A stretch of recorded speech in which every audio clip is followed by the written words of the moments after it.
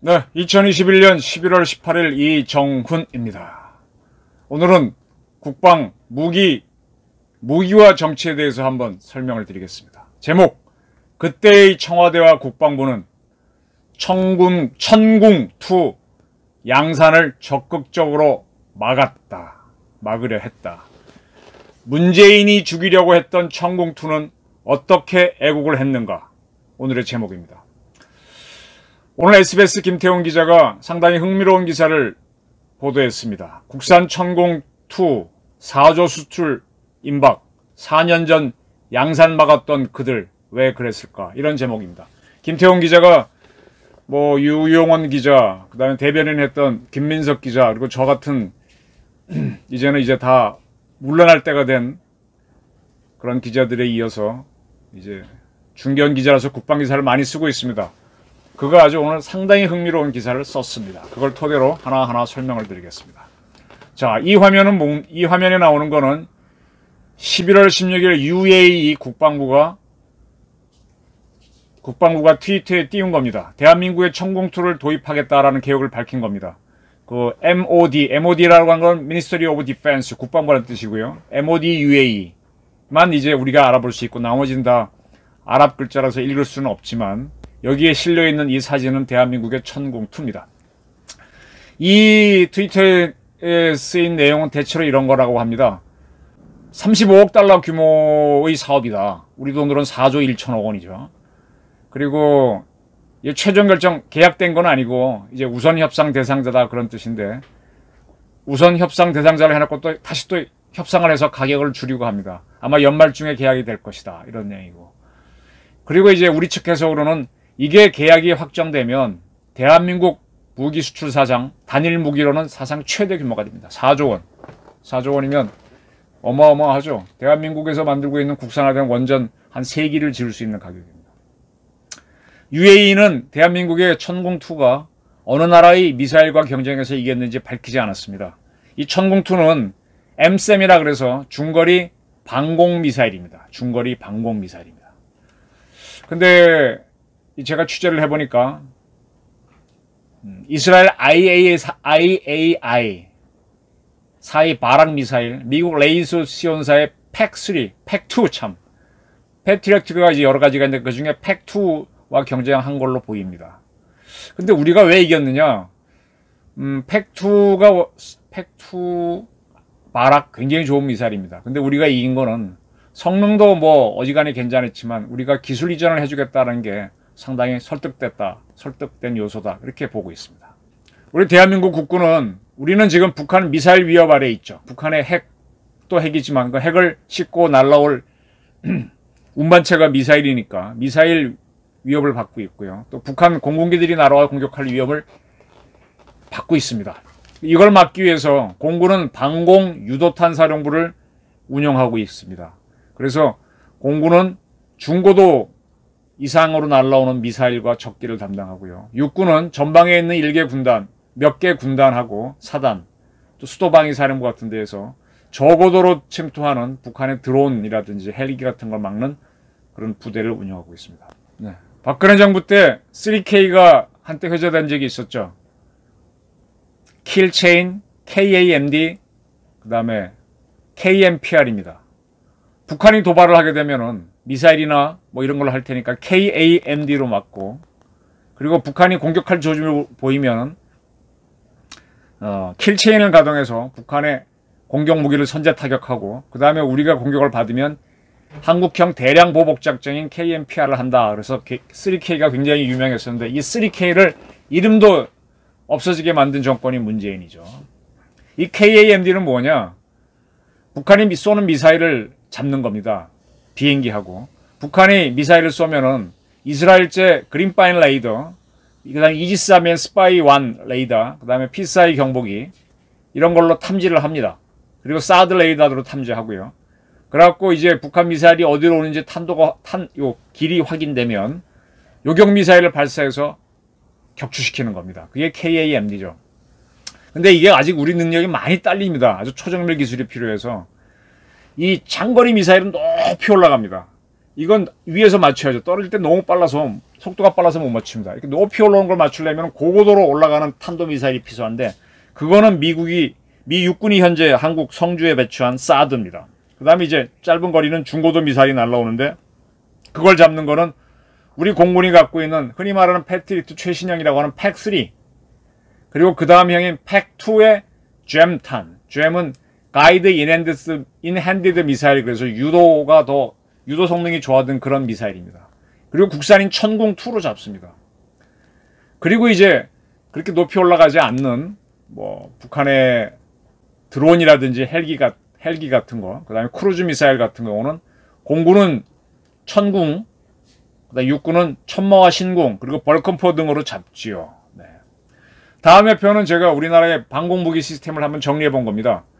우리나라에서는 벌컨포라고 하는 거는 이렇게 분당 한 3,000발에 쏘는 그런 포탄으로 적기나 뭐 그런 걸 잡는 무기고요. 그 위로 신궁이라고 하는 휴대용 미사일이 있습니다. 병사들이 지프차에 올려놓거나 아니면 어깨에 올리고 쏠 수 있는 건데 한 7km 정도 사거리를 날아갈 수 있죠. 그게 있고 그걸로 이제 적기를 잡고, 그 다음에 천마라고 해서 우리 한국형 장갑차에 올라가 있는 단거리 미사일 한 10km 정도 날아가서 적기를 잡을 수 있습니다.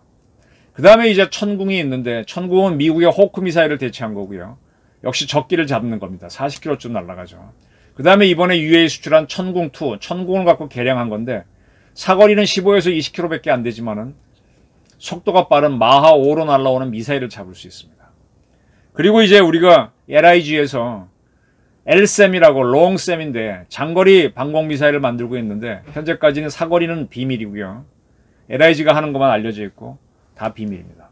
그보다 더 멀리 가는 게 우리 성주에 배치한 미 육군이 운영하는 사드 미사일 200km까지 날아갑니다. 그래서 단거리하고 휴대용 미사일은 육군이 운영하지만 중거리, 그 다음에 장거리는 앞으로 우리 공군이 운영하게 됩니다. 천궁2에 대한 설명을 드릴게요. 이 최종 체계 조립은 LIG 넥스원이 합니다. 상당히 무기 전문 회사죠. 그리고 LIG 넥스원은 요 적 미사일을 맞추는 미사일, 그걸 제작을 합니다. 그리고 이제 이 발사 차량 있죠. 발사 차량은 하나 디펜스, 하나가 합니다. 그리고 여기서 날아오는 적 미사일을 추적하는 그런 레이더는 하나 시스템즈가 제작합니다. 그래서 LIG하고 하나가 연합해서 만드는데 최종 조립은 LIG가 책임졌습니다. 수출도 LIG가 해냈습니다.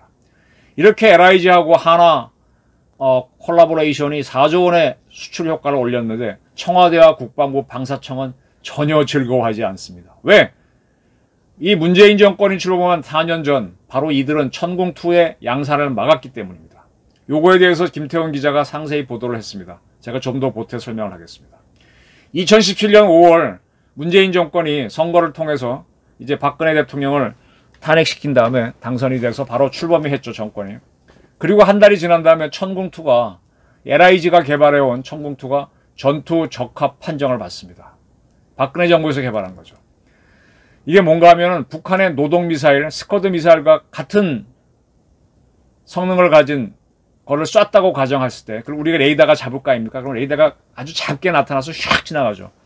그런 표적을 띄워놓고 천궁2를 발사했는데 5번 쐈는데 다 맞췄습니다. 그래서 전투 적합 판정받습니다. 오케이. 100점 만점으로 통과.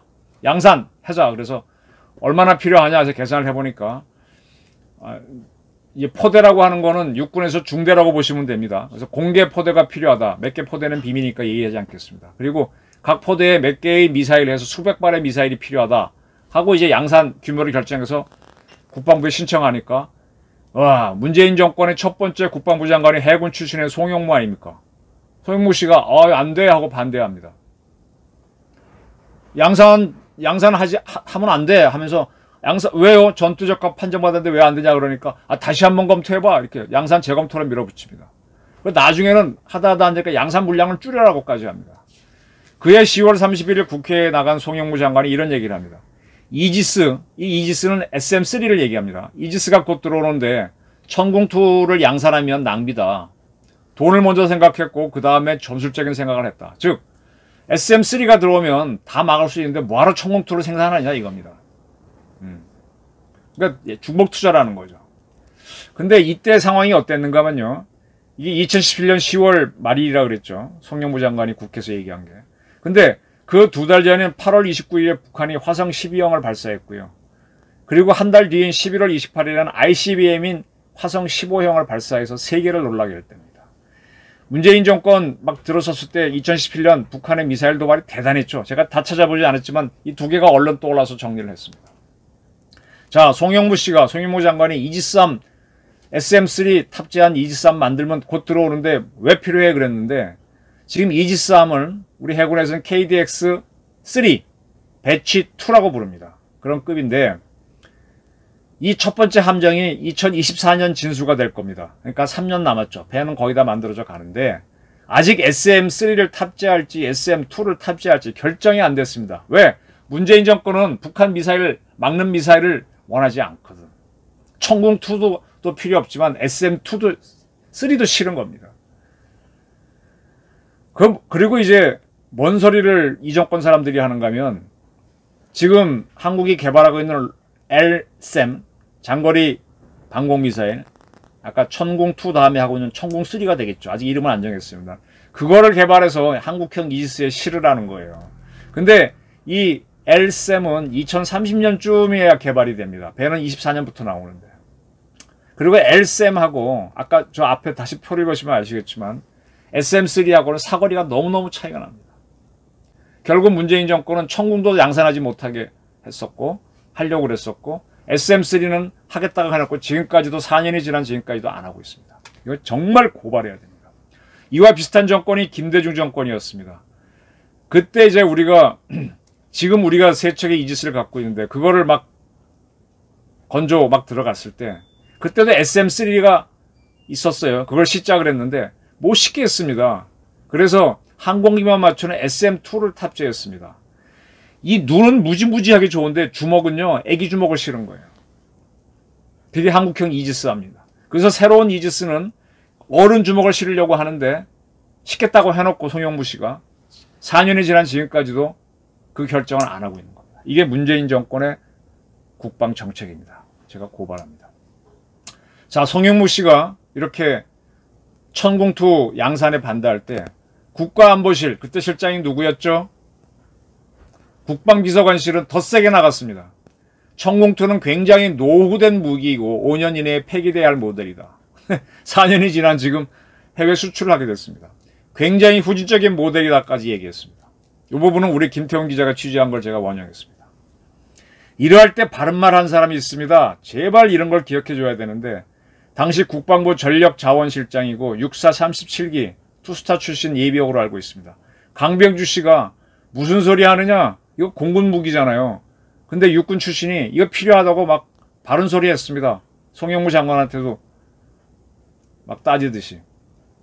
천궁2가 빠지면 한국형 미사일 방어 체계인 KAMD가 구멍이 난다. KAMD에서 가장 중요한 게 천궁2인데 무슨 소리냐고 이렇게 주장을 했죠. 이렇게 공무원이 자기 소신을 걸고 얘기할 때 언론이 지원해 줍니다. 그래서 도하 언론들도 지지해 줬죠. 그래서 마지못해 문 정권이 양산을 합니다. 결국 양산 시기만 늦어졌었죠. 근데 이렇게 한참 논쟁이 일 때요. 참 답답한 게 그 당시 합참입니다. 합참은 천궁2 같은 무기가 필요하다고 개발해 달라고 했던 데입니다. 그래서 합참 의견을 물어보니까 합참에서는 필요하긴 필요한데 꾸부적 거렸습니다. 비겁한 합참이었습니다. 그런데 이제 이런 모든 결정은 장관이 지시를 하지만 최종 결정은 방추위라고 약칭하는데 방산물자 저 풀네임을 모르겠습니다. 방추위를 열었는데 거기 민간인들 위원들이 와가지고 뭔 소리 하느냐 한국 기술로 만든 걸 왜 외국 거 나중에 사겠다는 거는 헛소리 하느냐 개발하자 그래갖고 이 양산이 들어간 겁니다. 그러니까 방추위의 민간위원들 그다음에 강병주 전력자원실장 이런 사람들이 바른 소리 했고 송영무 청와대 국방비서관실 합참은 중간이지만 비겁했고 이렇게 갔던 겁니다. 자 그리고 이제 2017년에 그렇게 결정이 돼서 양산에 들어가서 이제 공장 돌리고 해갖고 2020년에 드디어 양산이 됩니다. 이때 이제 방위산업청이 있었잖아요. 방위산업청은 국방부가 야 천궁2 하지 마 그러면 그거 원래 방위산업 담당하는 데가 방사청을 하자 그랬어야 되는데 2017년에 입도 뻗고 안 했던 이 방사청이 개발되니까 생색을 냅니다. 이 동영상 천공2 개발돼서 양산됐을 때 이 자랑하는 방사청 동영상 보시죠. 방사청 홈페이지에 들어가면 지금도 있는 겁니다.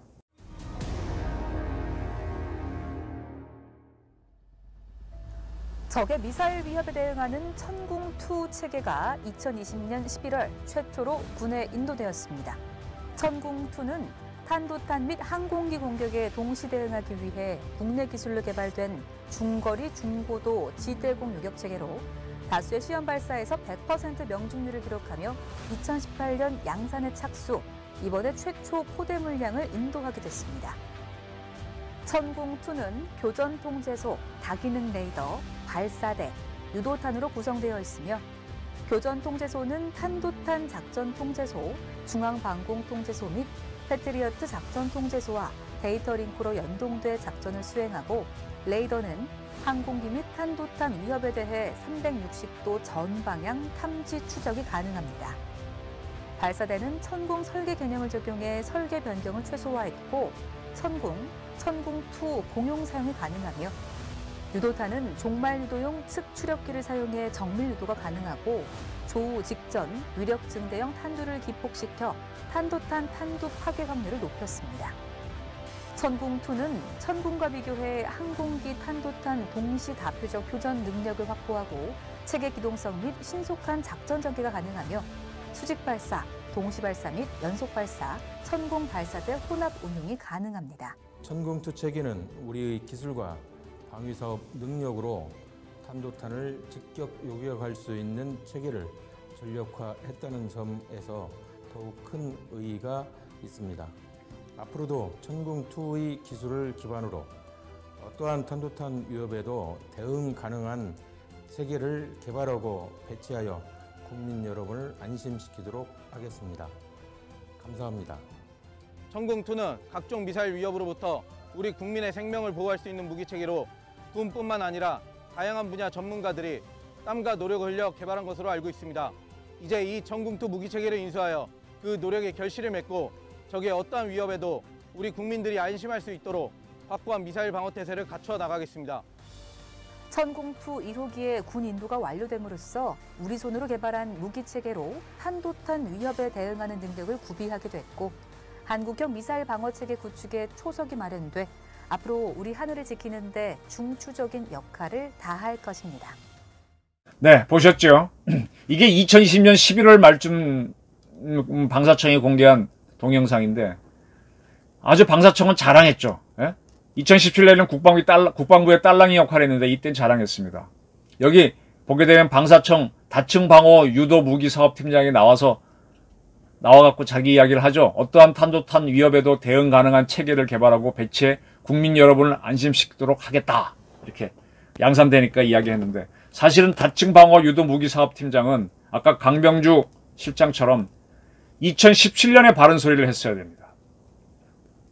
북한이 미사일 쏠 때는 찍소리도 안 하고 천궁2가 죽어갈 때는 유구무원이었던 방사청이 양산되니까 이제 생색을 낸 거죠. 중요한 건 그 시절에 방사청장도 유구무원이었다는 사실.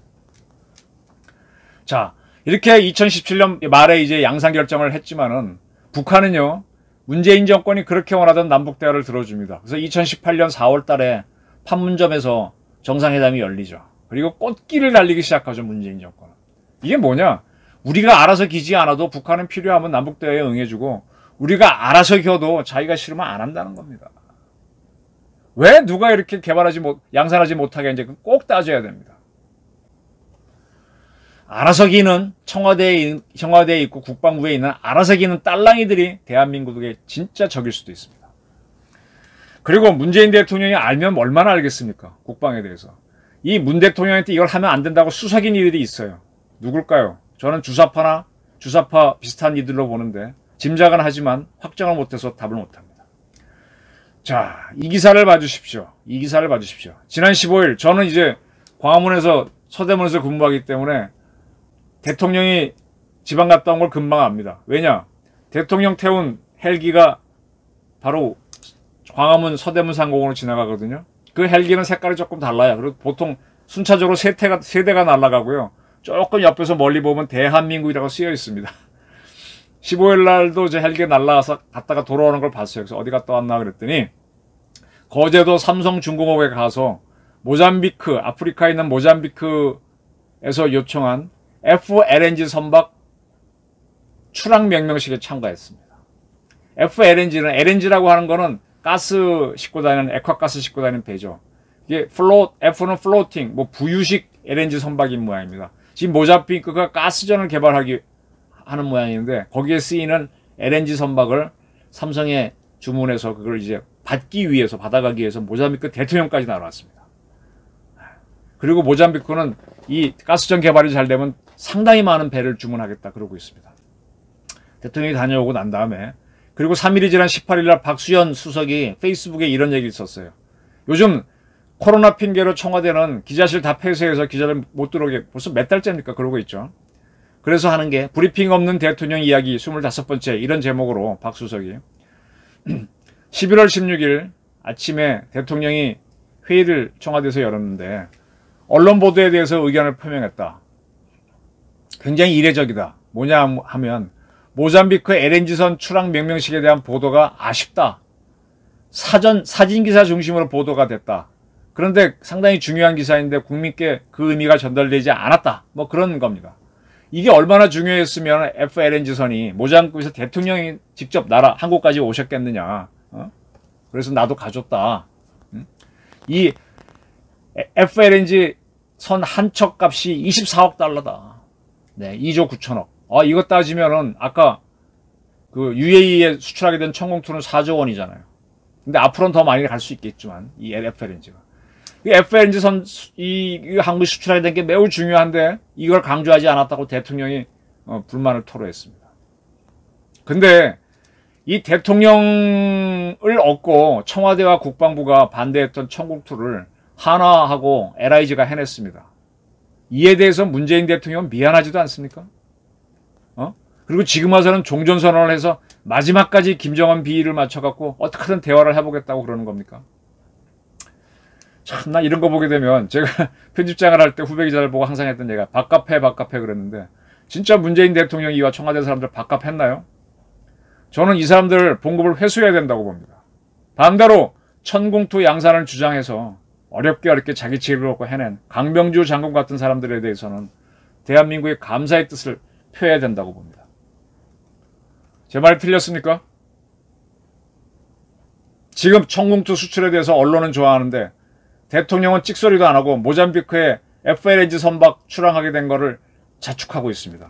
왜 이런 딴소리를 해야 되는 나라가 됐는지 참으로 슬프고 한심합니다. 경청해 주셔서 감사합니다.